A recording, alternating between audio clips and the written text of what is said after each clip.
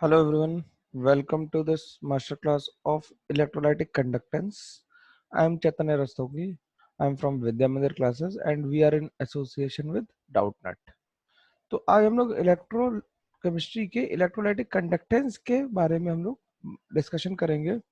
और electrolytic conductance के बारे में डिस्कशन करने के लिए सबसे पहले हमें पता होना चाहिए कि इलेक्ट्रोड क्या होता है। सबसे पहले हमें पता होना चाहिए कि इलेक्ट्रोड क्या होता है। सब बेसिक बेसिक बातें हैं, बहुत सरल टॉपिक है ये, बेसिक बेसिक बातें हैं, तो उन्हें पता होना चाहिए हमें सारी बातें कि इलेक्ट्रोड क्या होता है। What is electrode? What is electrode?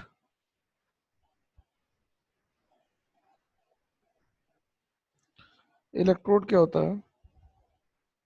तो व्हेन आई से व्हाट इज इलेक्ट्रोड, तो ये सबको पता होगा, फिजिक्स में हम लोग कहते हैं कि ये पॉजिटिव इलेक्ट्रोड है, ये नेगेटिव इलेक्ट्रोड है, ये एनोड है, ये कैथोड है। तो इलेक्ट्रोड क्या होता है? Electrode is when a metallic conductor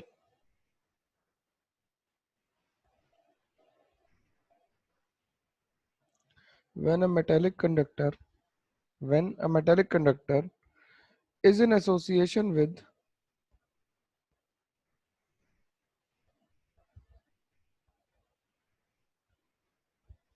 is in association with is in association a electrolyte with an electrolyte,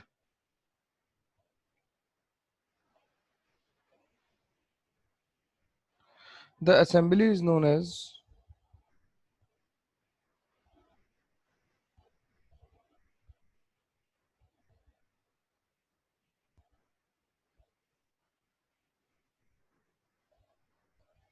the assembly is known as electrode. The assembly is known as electrode.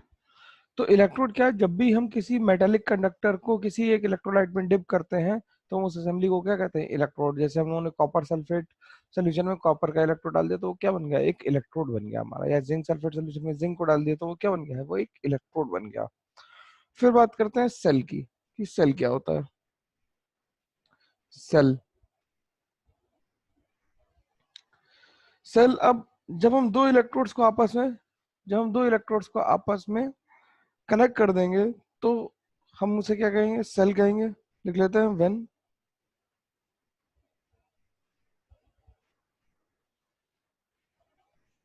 two half cells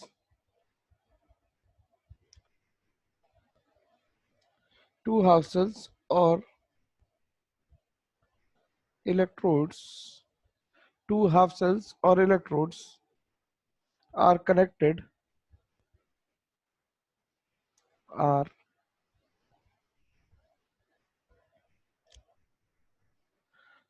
are connected through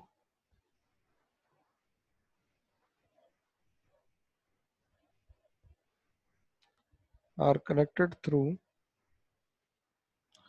a conductor through a conductor, then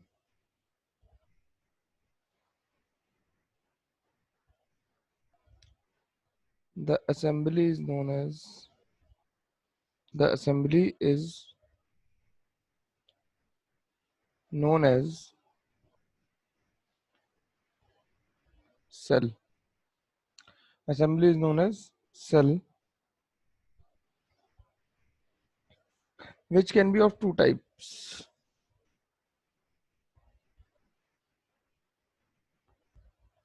Which can be of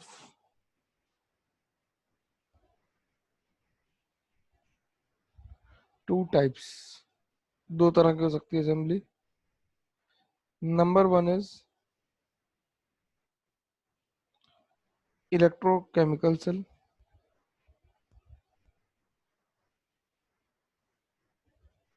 and number two is electrolytic cell. Electrochemical cell में हम लोग क्या करते हैं? In electrochemical cell the chemical change produces electrical energy. In electrochemical cell,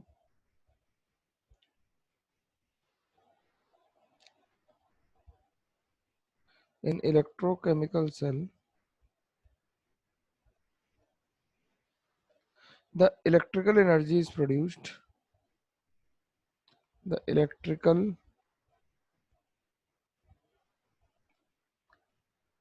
energy is produced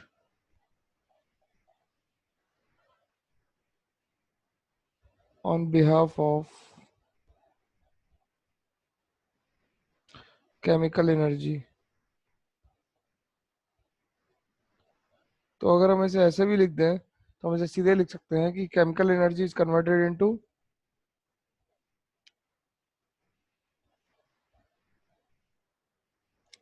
electrical energy.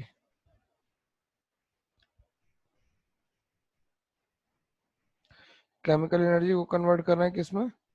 Electrical energy में convert कर रहा है। और इलेक्ट्रोलाइटिक सेल में क्या करते हैं? इलेक्ट्रोलाइटिक सेल में इलेक्ट्रिकल एनर्जी को केमिकल एनर्जी में कन्वर्ट करते हैं।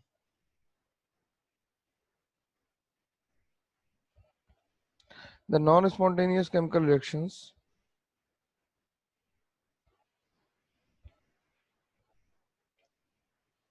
the non-spontaneous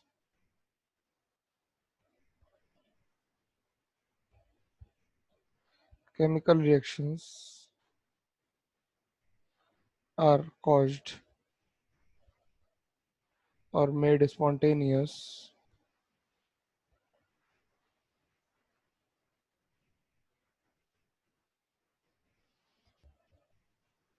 by passing electricity. By passing electricity. तो इसे ऐसा करें तो हम इसे कह सकते हैं कि इलेक्ट्रिकल एनर्जी के बिहाफ पे electrical energy is converted into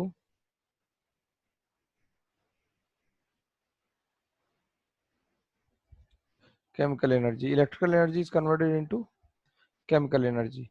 तो उल्टा हो रहा है इसमें, ठीक है।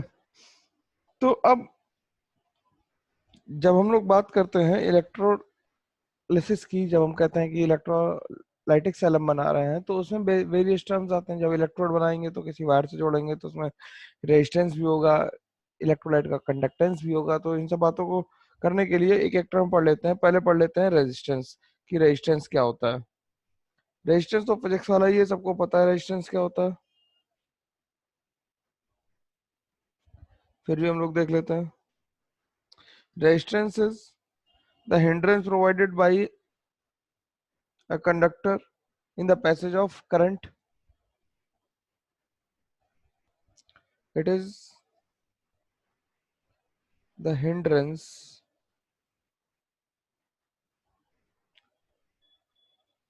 provided to the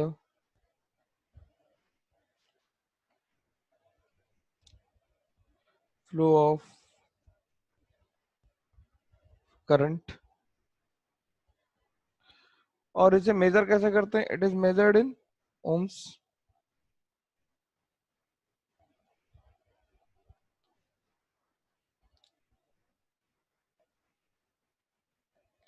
In terms of ohm unit है, ठीक है। तो रेजिस्टेंस किस पे डिपेंड करता है? The resistance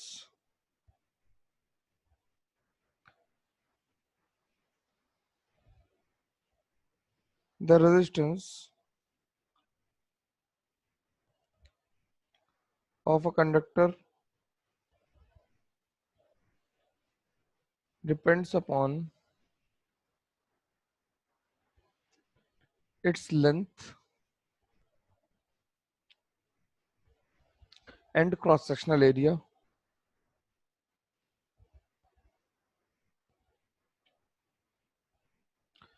cross sectional area किस पे डिपेंड करता है? लेंथ पे और क्रॉस सेक्शनल एरिया पे of the conductor.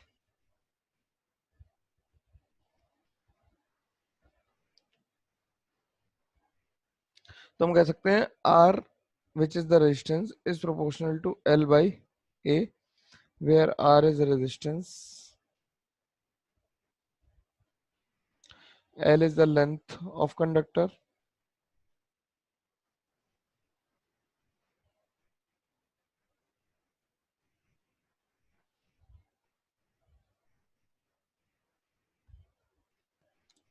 length of the conductor, A is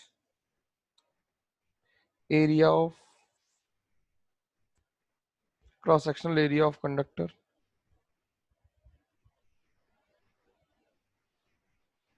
cross-sectional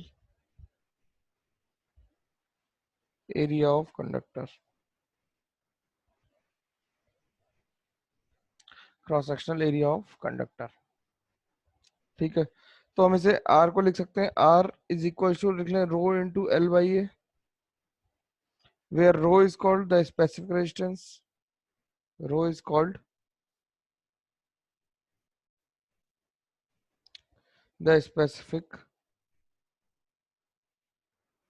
resistance. तो भाई जब हम लोग किसी मैथमेटिकल फिनोमेना को लिखते हैं तो फिर मैथमेटिकल फॉर्मुलेशन तो वैसे ही करते हैं कि आर ए के इनवर्सली प्रोपोर्शनल है और एल के डायरेक्टली प्रोपोर्शनल है। तो प्रोपोर्शनलिटी कांस्टेंट हटाने के लिए हम लोगों ने एक नया प्रोपोर्शनलिटी हटाने के लिए कांस्टेंट इंट्रोड्यूस किया जिसे हम करें rho. Rho is called the specific resistance और रेजिस्टिविटी।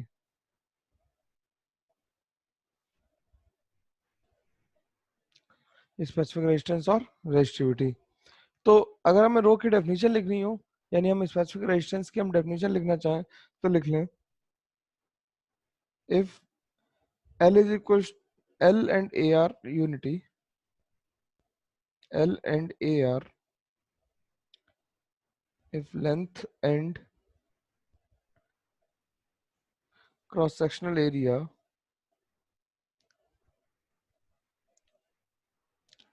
is unity, then दोनों को वन वन रख दिया तो हम कहते हैं the resistance offered by a wire of unit length and per unit area is called resistivity. ठीक है, then R will be equals to rho. तो ये कह सकते हैं कि the resistivity that is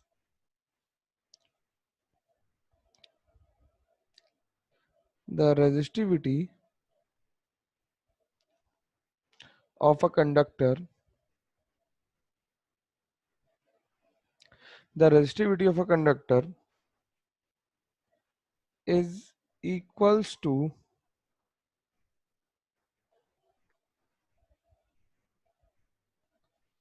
the resistance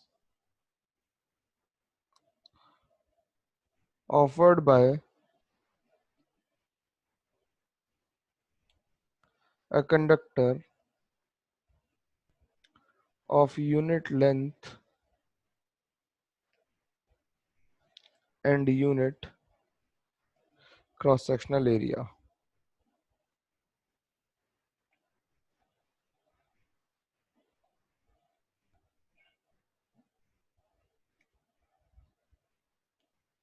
unit cross sectional area.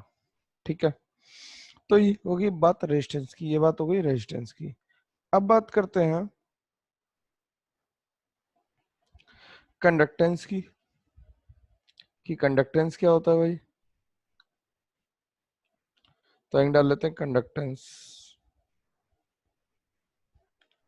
ये तो हो गया रेजिस्टेंस, अब बात करेंगे किसकी, कंडक्टेंस की। कंडक्टेंस क्या होता है, कंडक्टेंस रेजिस्टेंस का रेसिप्रोकल, अगर वो हिंड्रेंस है तो ये ईज होगा।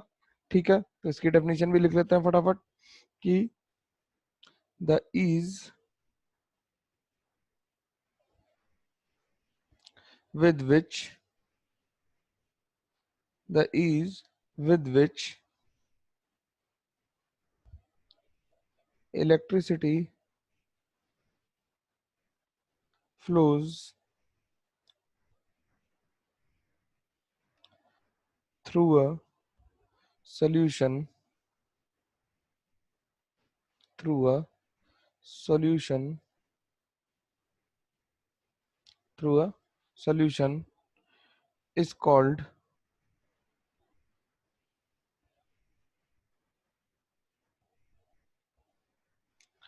conductance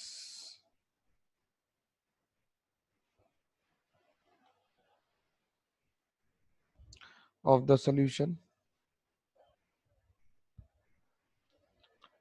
Conductance of the solution. It is represented by capital G. It is, देखो यार बड़ा आराम से धीरे धीरे पढ़ रहा है, धीरे धीरे अगर हम लोग आराम से बैठ के सुनोगे तो केवल लिख लिख के देखोगे तो एकदम एक बार में बात समझ में आ जाएगी. It is represented by capital G. Capital G लिख देते हैं इसे G. And it is defined as, it is defined as the reciprocal of resistance R of the solution. Reciprocal of the resistance R of the solution. तो G को लिख सकते हैं क्या, 1/R. ठीक है, तो इसकी यूनिट क्या हो जाएगी, unit of conductance.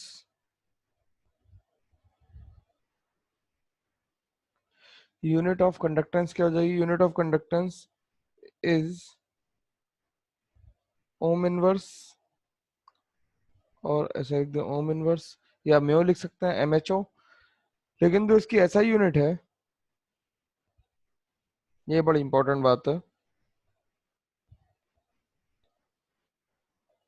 The SI unit of conductance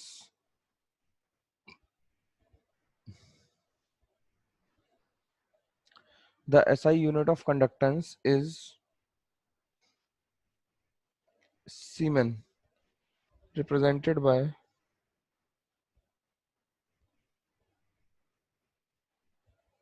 capital S. तो जो SI यूनिट है वो सीमेन है.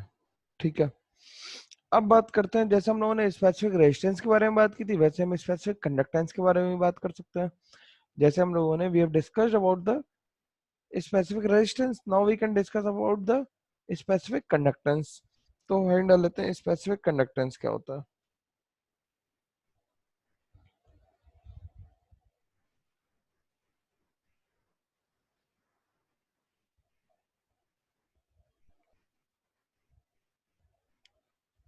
स्पेसिफिक कंडक्टेंस क्या होता है, अगर हम स्पेसिफिक कंडक्टेंस को देखें तो it will be the reciprocal of, जैसे कंडक्टेंस क्या था यार, कंडक्टेंस था रेसिप्रोकल ऑफ रेजिस्टेंस, ऐसे ही स्पेसिफिक कंडक्टेंस या कंडक्टिविटी किसके प्रोपोर्शनल हो जाएगी, 1 अपॉन रेजिस्टिविटी. तो इसे लिख लेते हैं,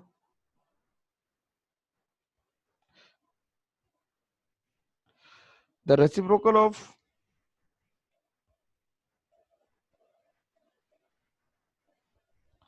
the reciprocal of specific resistance, the reciprocal of specific resistance, the reciprocal of specific resistance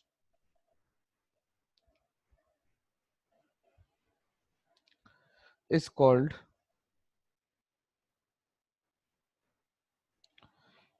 specific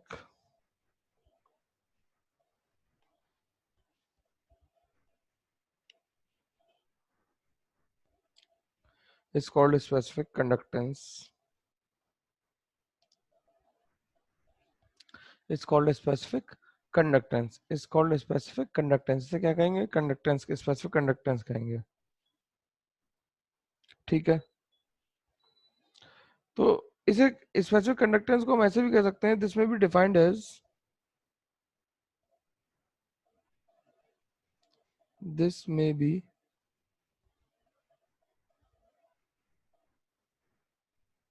defined as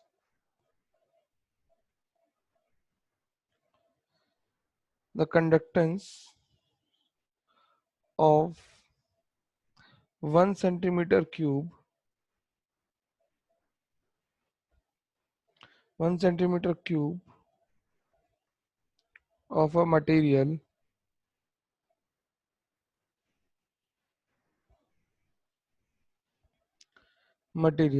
and it is generally represented by, it is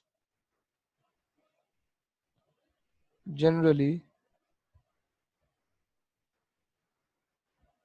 represented by kappa.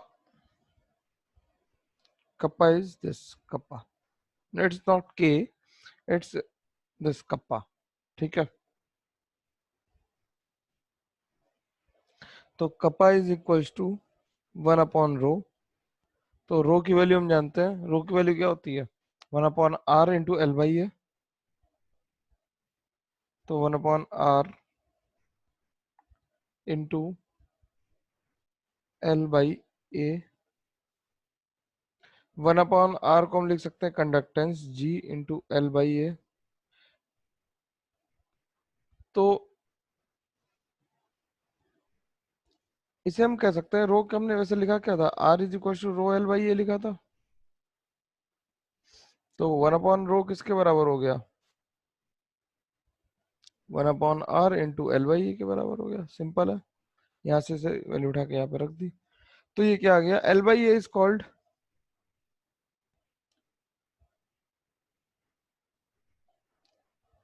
The cell constant. L by A is called the cell constant. L by A cell constant कहलाते हैं। और तो अगर हम इसकी units देखें, तो unit of kappa और कंडक्टिविटी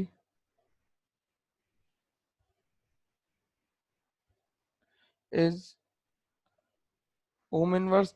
तो जी की यूनिट हो गई into centimetre upon centimetre square. तो एक सेंटीमीटर सेंटीमीटर कैंसिल हो गया, यानी कि ओम इनवर्स सेंटीमीटर इनवर्स। और ऐसा यूनिट अगर लिखेंगे, ऐसा यूनिट क्या हो जाएगी, सीमेन मीटर इनवर्स, या फिर वैसे एस इन मीटर इनवर्स लिख सकता हूं। ठीक है, तो ये ऐसा यूनिट्स भी ध्यान रखनी है। ठीक,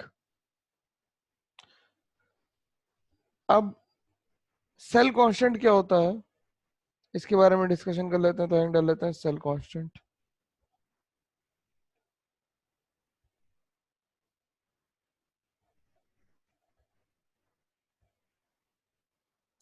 सेल कांस्टेंट क्या होता है, सेल कांस्टेंट के बारे में जब हम बात करें, तो सेल कांस्टेंट अपने नाम से काफी कुछ क्लियर कर रहा है कि एक सेल के लिए, गिवन सेटअप के लिए ये कांस्टेंट वैल्यू है। तो अगर हम सेल कांस्टेंट की बात करें, तो हम अगर एक सेल फॉर्म कर लें, तो हमने दो इलेक्ट्रोड्स लगा लिए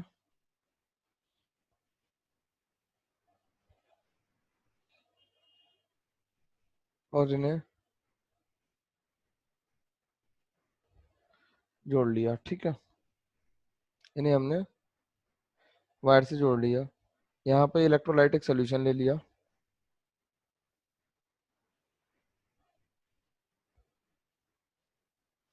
ये इलेक्ट्रोलाइटिक सोल्यूशन ले रहे हैं।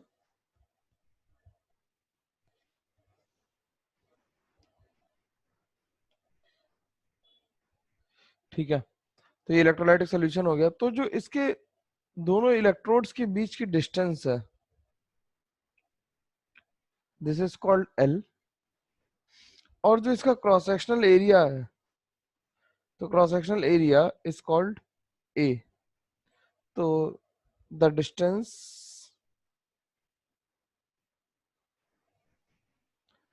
Between the two electrodes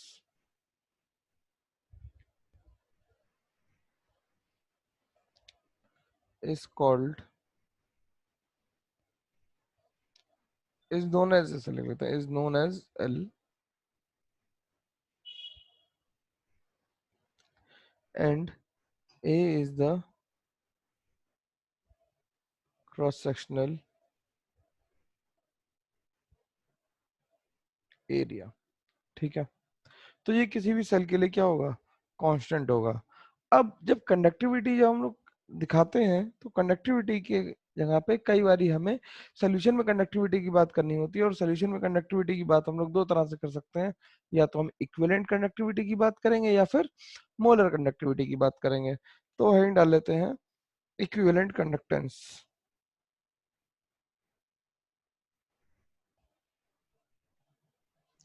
equivalent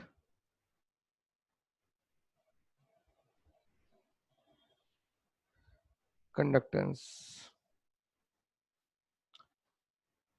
equivalent conductance क्या होता है?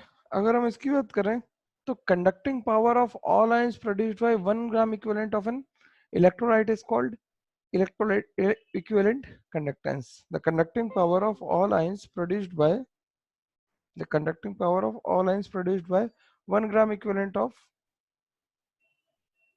1 gram equivalent of electrolyte is called equivalent conductance. तो इसे लिख लेते हैं। बात समझ में, ये तो आसान बात है, समझ में आसानी से आ रही होगी।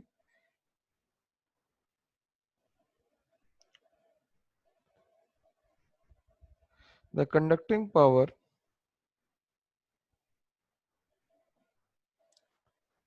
of all ions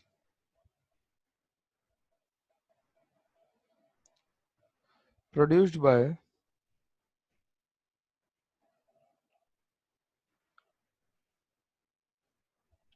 1 gram equivalent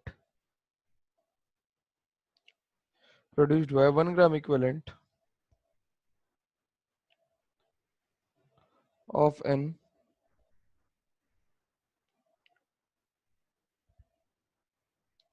electrolyte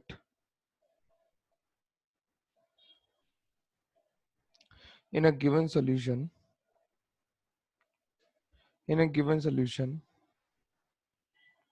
is called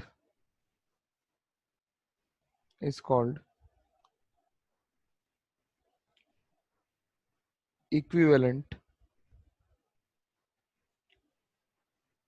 conductance. It is represented by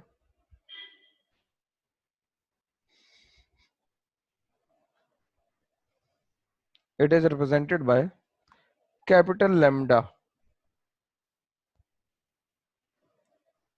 ये लैम्डा है, ठीक, और लैम्डा इक्विवेलेंट, ये कैपिटल लैम्डा, ठीक है। जैसे ये स्मॉल है, ये कैपिटल है ना, ऐसे ही ये स्मॉल लैम्डा और ये कैपिटल लैम्डा, ठीक है। ये क्या है? Capital lambda,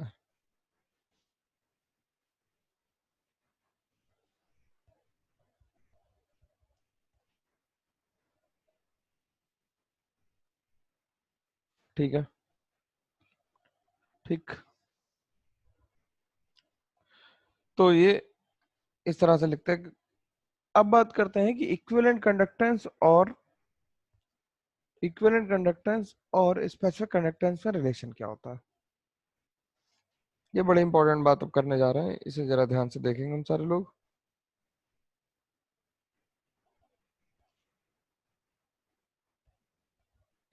relation between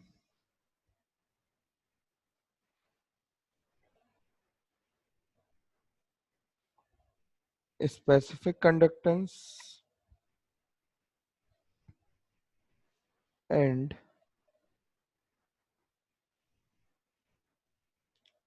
equivalent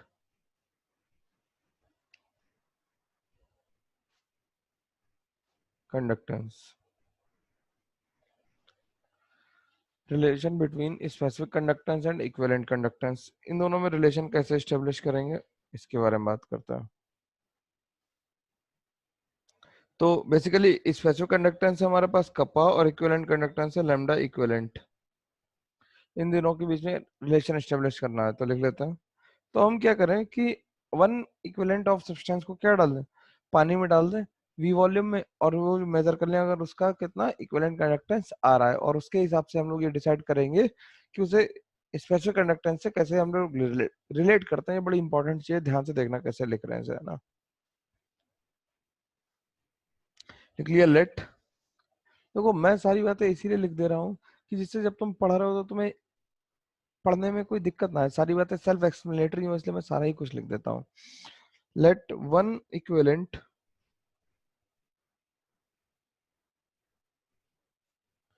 of an electrolyte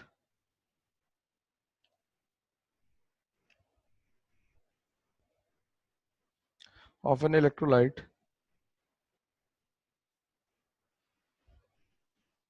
is dissolved in VCC, मतलब V centimetre cube solution. V cubic centimetre लिख देते हैं ना, आसानी रहेगी पढ़ने में। Solution then all the ions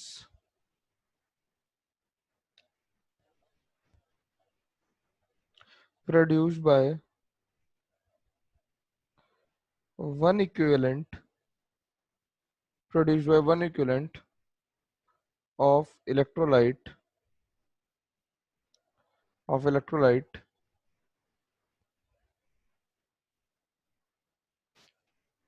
will be present in V cubic centimeter solution. So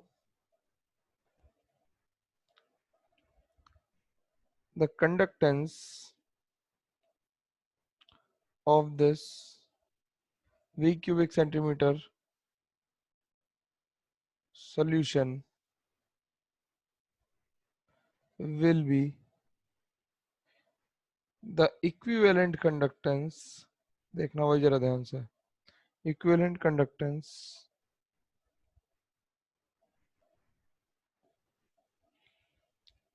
of the electrolyte। इसका मतलब क्या है कि हम लोग क्या कर रहे हैं कि वन इक्विवेलेंट सब्सटेंस से वी वॉल्यूम में डिसॉल्व किया गया, तो वन इक्विवेलेंट इलेक्ट्रोलाइट अब किसमें प्रेजेंट है, उससे जो आयंस जो भी निकलेंगे वो वी क्यूबिक सेंटीमीटर यानी वी एम एल में प्रेजेंट है। तो हम कह सकते हैं कि वी एम एल में जो भी आयंस प्रेजेंट हैं वो इक्विवेलेंट कंडक्टेंस के बराबर होंगे। तो जो कंडक्टेंस है वो किसके बराबर हो जाएगा, इक्विवेलेंट कंडक्टेंस के बराबर हो जाएगा वीसीसी। तो हम लिख सकते हैं कि lambda equivalent is equals to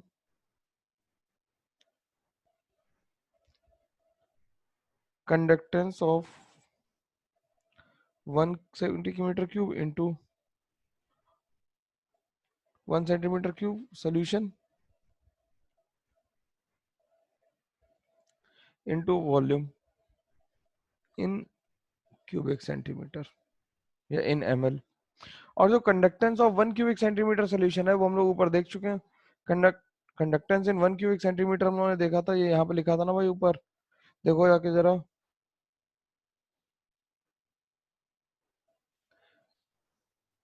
ये लिखा था कंडक्टेंस, ये हम लोगों ने लिखा था ना, conductance of 1 cubic centimetre of material. इसे हम क्या कह सकते हैं, इसे हम लोग कप्पा कह सकते हैं। इसे हम लोग क्या कह सकते हैं, कप्पा कह सकते हैं। तो नीचे आके क्या लिख लेते हैं, इसी को हम लिख लेते हैं कि lambda equivalent is equal to kappa into V. अब हमें पता है नॉर्मेलिटी क्या होती है, इक्विवेलेंट की बात हो रही है तो हम नॉर्मेलिटी जानते हैं। नॉर्मेलिटी इज इक्वल टू क्या होता है, number of gram equivalents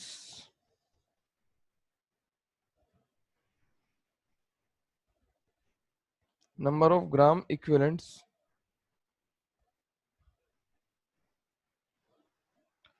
of solute divided by divided by volume of solution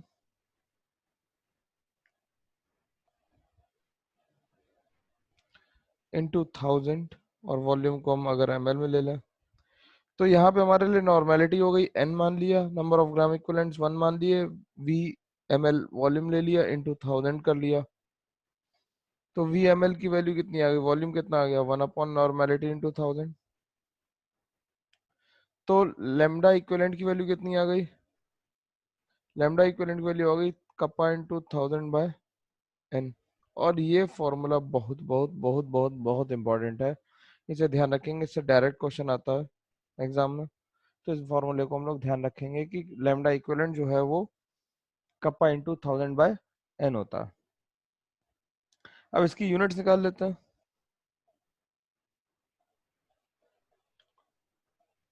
units अगर हम निकालें तो इसकी यूनिट्स कितनी जाएगी, कप्पा की यूनिट है ohm inverse centimetre inverse into volume का हमें मल्टीप्लाई करना था, तो सेंटीमीटर क्यूब का मल्टीप्लाई कर दिया, तो इसे लिख दें that is ohm inverse centimetre square. ठीक है, ओम इनवर्स सेंटीमीटर स्क्वायर। ठीक है, ओम इनवर्स सेंटीमीटर स्क्वायर और इक्विवेलेंट इनवर्स।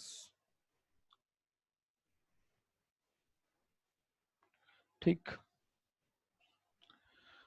तो अब इसी तरह से हम लोग मोलर कंडक्टेंस भी लिख सकते हैं। ये हो गया क्या है, स्पेसिफिक कंडक्टेंस। तो अब हम लोग इसे मोलर कंडक्टेंस भी लिख सकते हैं। मोलर कंडक्टेंस ये यूनिट्स हमने ऊपर से निकाल ली यहाँ से यार, देखो हमने कप्पा इंटू वी लिखा था, तो conductance of 1 cubic centimetre into volume in CC, तो कंडक्टेंस ऑफ 1 क्यूबिक सेंटीमीटर क्या था, कप्पा, और से निकाल दी इसे। ठीक है, तो अब हम लोग बात करें,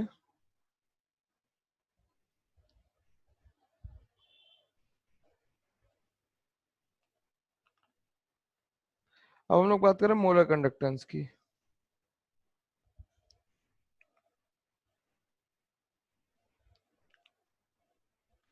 मोलर कंडक्टेंस क्या होगा, जब मोलर कंडक्टेंस की बात कर रहे हैं, तो जैसे ग्राम इक्विवेलेंट हमने इक्विवेलेंट कंडक्टेंस की बात की थी, तो हमने कही थी conducting power of all ions produced by 1 gram equivalent of electrolyte. ऐसे मोलर कंडक्टेंस में क्या कहेंगे, it is the conducting power of all ions produced by 1 mole of substance. तो लिख लेते हैं, it is defined as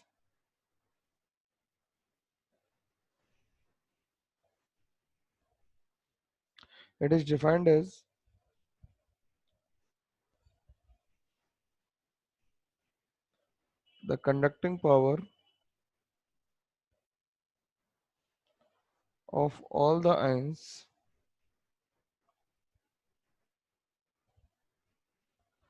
produced by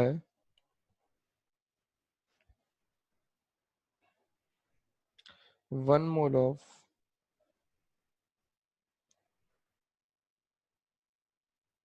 the electrolyte in a given solution. It is represented by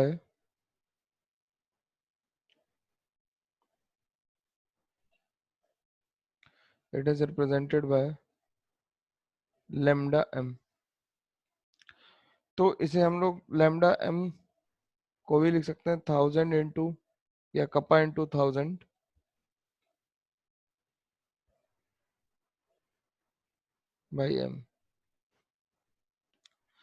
तो ये सीधे सीधे आ गई वैल्यू। इसमें हम लोग इक्विवेलेंट इनवर्स लिख ही देते हैं, चलो यहाँ पे लिख ही लेते हैं इक्विवेलेंट इनवर्स। वैसे इक्विवेलेंट की तो दिक्कत नहीं थी, तो इसकी यूनिट क्या लिख देंगे, यूनिट इसकी आ गई siemens metre square mole inverse. Siemens metre square mole inverse. ठीक है, ठीक है, तो ये बात हो गई कि लैम्डा एम और लैम्डा वी क्या होता है, लैम्डा एम और लैम्डा वी क्या होता है।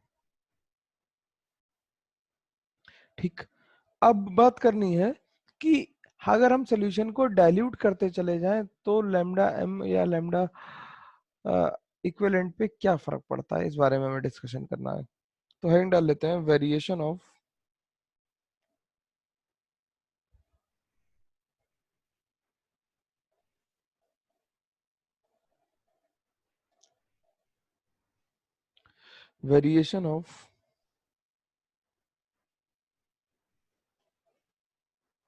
conductance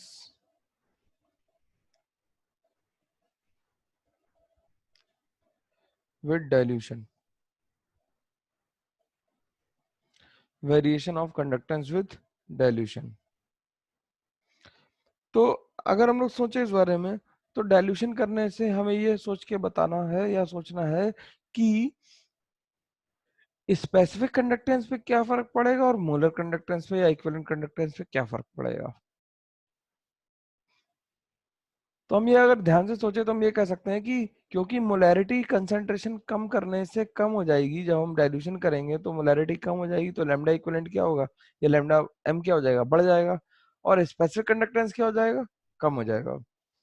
तो लिख लेते हैं इस बात को भी कि कैसे कम हो रहा है, एक्सप्लेनेशन इसका लिख लेते हैं। On lowering the concentration, on lowering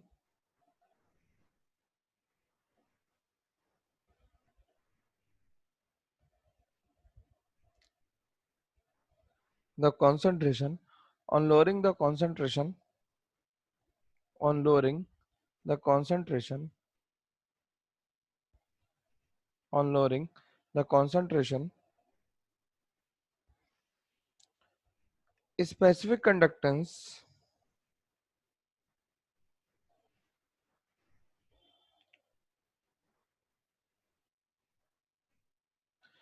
decreases while equivalent conductance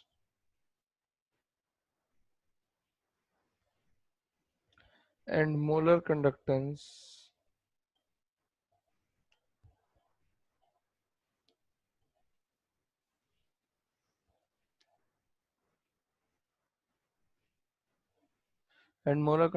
increases। ठीक है, ठीक है। अब ऐसा क्यों हो रहा है, इसके बारे में बात कर लेते हैं। This was every this is attributed to this is attributed to the increase in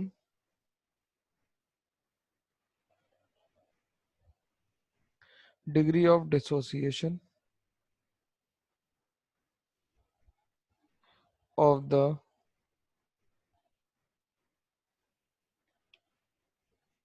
electrolyte। ठीक है, degree of dissociation of the electrolyte and the decrease in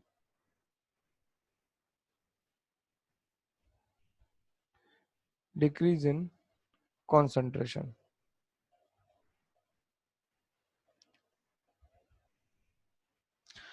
तो इक्विवेलेंट कंडक्टेंस और मोलर कंडक्टेंस इंक्रीज हो रहा है, क्यों, क्योंकि डिग्री ऑफ डिसोसिएशन इंक्रीज हो रही है, और डिग्री ऑफ डिसोसिएशन इंक्रीज के साथ साथ क्या हो रहा है, कंसंट्रेशन भी कम हो रहा है, और कंसंट्रेशन कम होने की वजह से क्या होगा,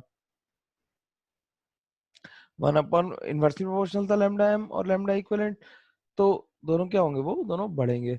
अब कंसंट्रेशन कम करने से अगर ध्यान से सोचोगे तो ये पता लगेगा कि कंसंट्रेशन कम करने से when we are decreasing the concentration, then actually the number of ions per cubic centimetre of solution will decrease. लिख लेते हैं इस बात को।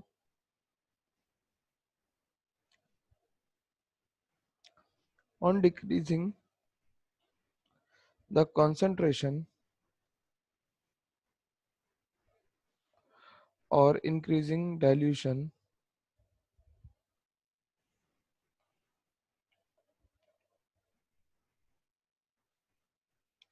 the number of ions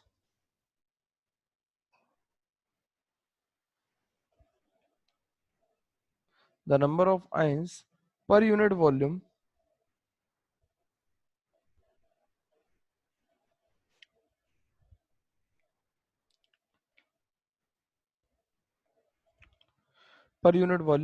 decreases, therefore specific conductance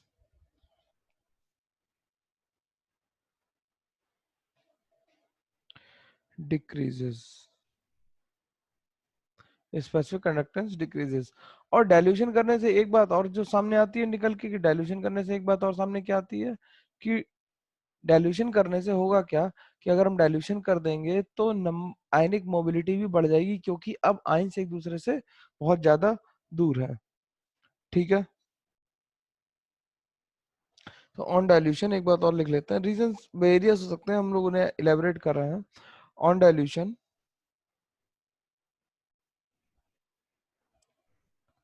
on dilution, the number of ions on dilution, the number of ions per unit volume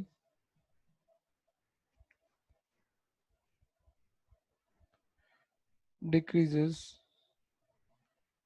and therefore ionic mobility ionic mobility increases. Ionic mobility increases. Ionic mobility क्या होती है? आयनिक mobility बढ़ जाती है। अब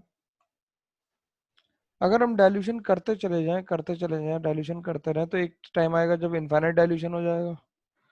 तो eight infinite dilution,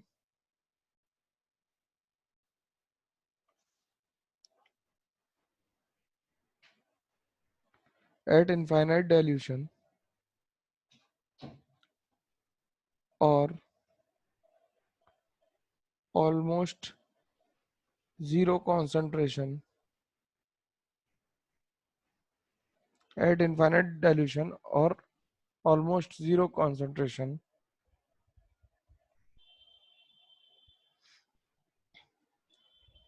the equivalent conductance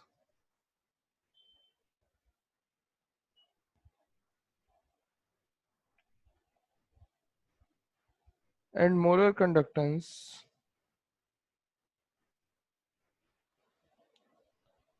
the equivalent conductance and the molar conductance attain their respective limiting value called as equivalent conductance at infinite dilution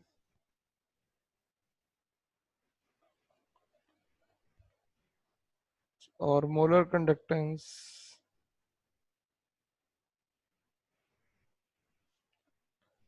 at infinite dilution or zero concentration. ठीक, and they are represented by and are represented by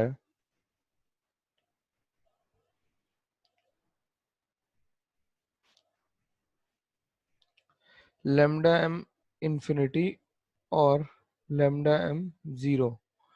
तो zero stands for zero concentration and infinite stands for infinite dilution. ठीक है, for infinite dilution. ठीक है, तो strong electrolytes के case में क्या होगा? स्ट्रॉन्ग इलेक्ट्रोलाइट तो पहले से ही डिसोसिएटेड रहते हैं, तो जो आयनिक मोबिलिटी वाली बात है वो स्ट्रॉन्ग इलेक्ट्रोलाइट्स के लिए ज्यादा डोमिनेंट, सबकी बड़ी आयनिक मोबिलिटी, लेकिन स्ट्रॉन्ग इलेक्ट्रोलाइट्स के लिए वो ज्यादा डोमिनेंट है, ज्यादा ऑब्जर्वेबल है, क्योंकि स्ट्रॉन्ग इलेक्ट्रोलाइट में डिसोसिएशन से कोई फर्क ही नहीं पड़ता, वो जब भी टूटेंगे तो क्या होंगे? कंप्लीटली डिसोसिएट हो जाएंगे।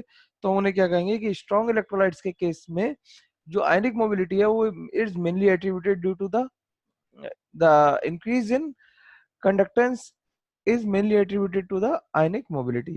ठीक है, तो for strong electrolytes, for strong electrolytes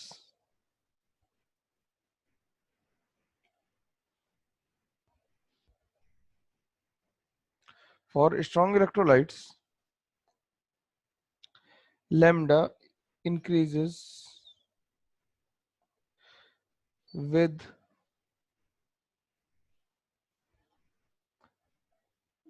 dilution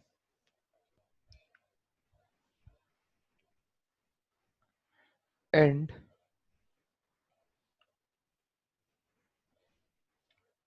it can be represented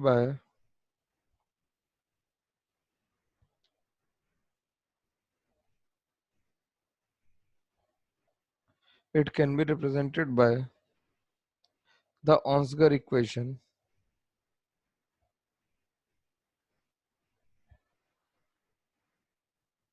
Onsker equation, lambda m is equals to lambda m naught minus a into under root c, where a is a constant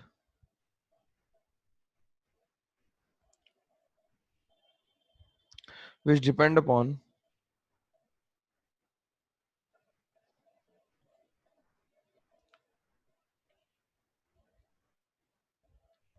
which depends upon solvent and temperature and type of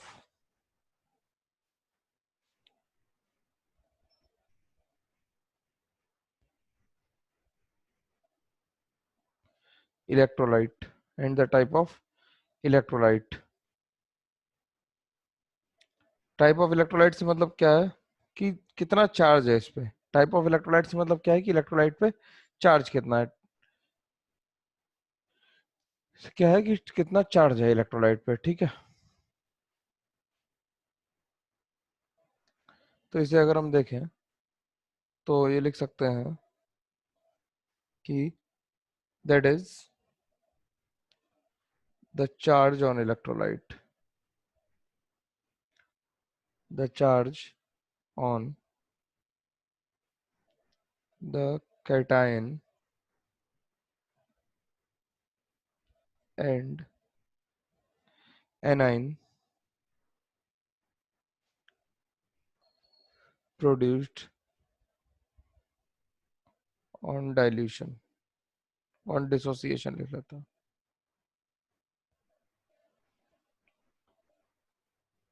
on dissociation,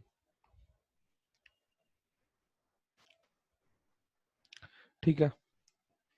तो अगर हम इसके graph plot करें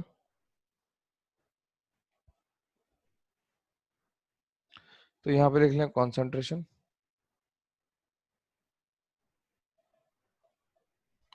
और यहाँ पे लिख लेते हैं मोलर कंडक्टेंस।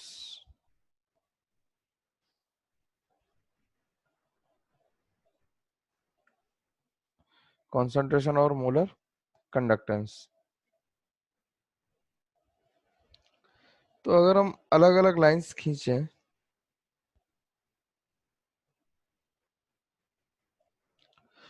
तो जो स्ट्रेट लाइन फॉलो कर रहे हैं ये स्ट्रॉन्ग इलेक्ट्रोलाइट्स हैं। ये क्या है? ये फॉर स्ट्रॉन्ग इलेक्ट्रोलाइट है।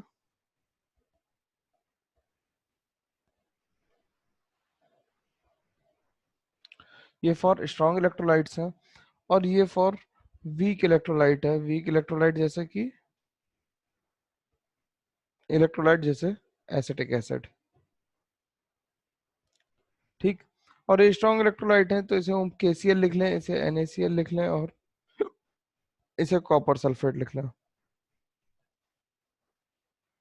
तो बेसिकली इन्हें देखने के लिए कि ऊपर कौन होगा, KCl होगा या NaCl होगा, ये तो हम लोग सीधे फजांस रूल लगा दें कि NaCl और KCl में KCl जो है वो मोर आयनिक लेस कोवेलेंट है और ये क्या अपना जो NaCl है वो मोर कोवेलेंट है इन कंपैरिजन टू KCl। तो उसका स्लोप जो होगा वो थोड़ा डाउनवर्ड होगा क्योंकि उसका डिसोसिएशन थोड़ा कम होगा, KCl का डिसोसिएशन थोड़ा ज्यादा होगा। तो सेम कंसंट्रेशन पे मोलर कंडक्टेंस किसका ज्यादा आएगा, जो ज्यादा आयनिक होगा। अगर हम किसी सेम कंसंट्रेशन पे देख लें तो उसका कंसंट्रेशन मोलर कंडक्टेंस ज्यादा आएगा जो ज्यादा आयनिक होगा। तो ऐसा लिख लेते हैं, ठीक।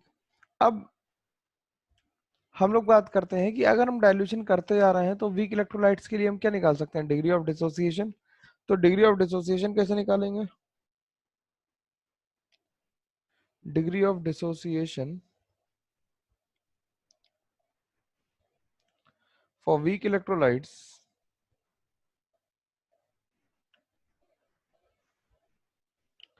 is alpha, which is equals to lambda m upon lambda m infinity. मतलब जितना मैक्सिमम डिसोसिएट हो सकता था अपॉन जितना हुआ है, मतलब अल्फा इज द कंडक्टेंस, कौन सा, molar conductance at a given concentration upon molar conductance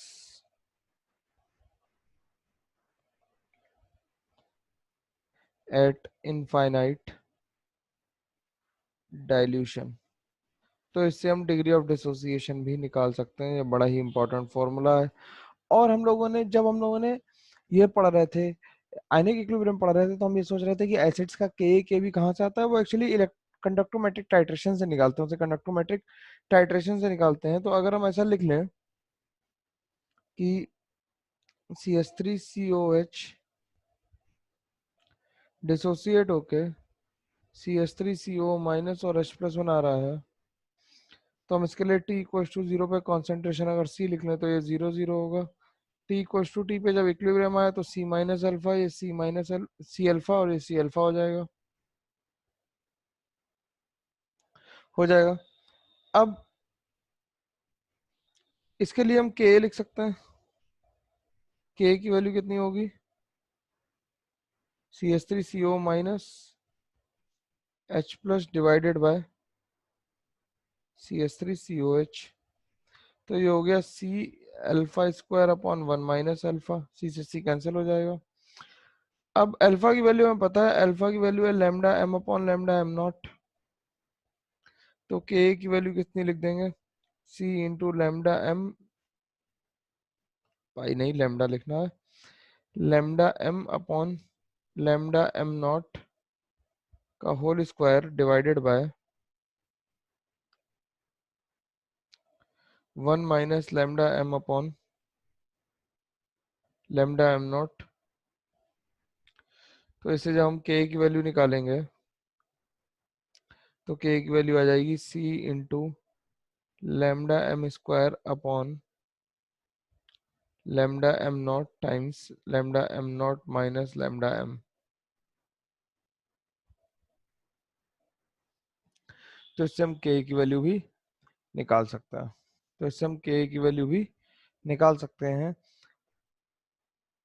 तो हम लोगों ने आज वेरिएशन देख लिया इसका, इसके इक्विवेलेंट कंडक्टेंस से कैसे डिपेंडेंसी आती है और इनसे हम लोग K की वैल्यू कैसे निकालते हैं।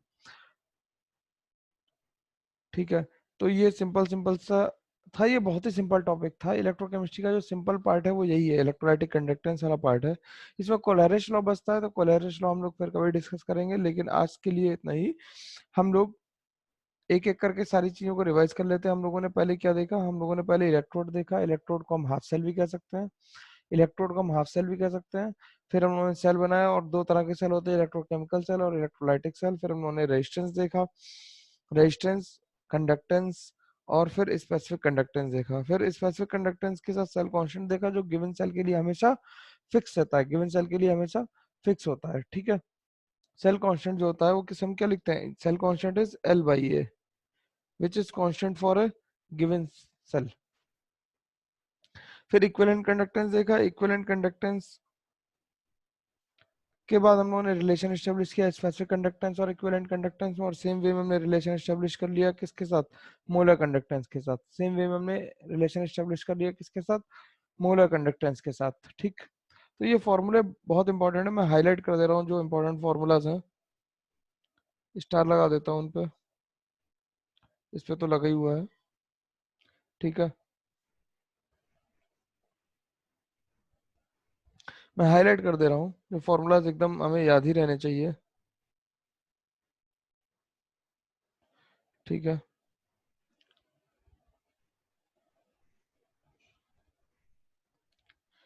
बाकी तो ये सिंपल सिंपल है ऊपर।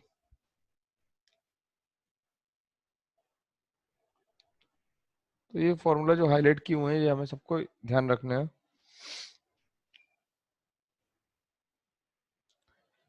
ठीक है। फिर हम लोगों ने वेरिएशन पढ़ लिया कि वेरिएशन कैसे होता है, और ये ऑन्सकर इक्वेशन हमें ध्यान रखनी है।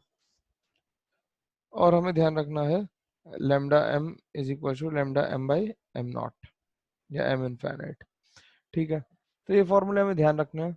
और हम लोग इसी तरह से के की वैल्यू भी निकाल सकते हैं। फिर कोलैरिस लॉ तो सिंपल है कि इनफाइनाइट डायल्यूशन पे जो भी होगा वो सबके सम के बराबर होगा। इस बारे में हम लोग फिर कभी डिस्कशन को आगे बढ़ाएंगे। तब तक के लिए आज हम लोग यही रुकते हैं। अगले वीडियो में एक नए टॉपिक के साथ आऊंगा। मोस्ट प्रोबेबली ऑर्गेनिक शुरू करूंगा, क्योंकि 12th वालों को काफी दिक्कत आ रही है ऑर्गेनिक रिवाइज करने में। 11th वाली तो 11th वाली ऑर्गेनिक रिवाइज करवाएंगे। ठीक है, तब तक के लिए थैंक यू।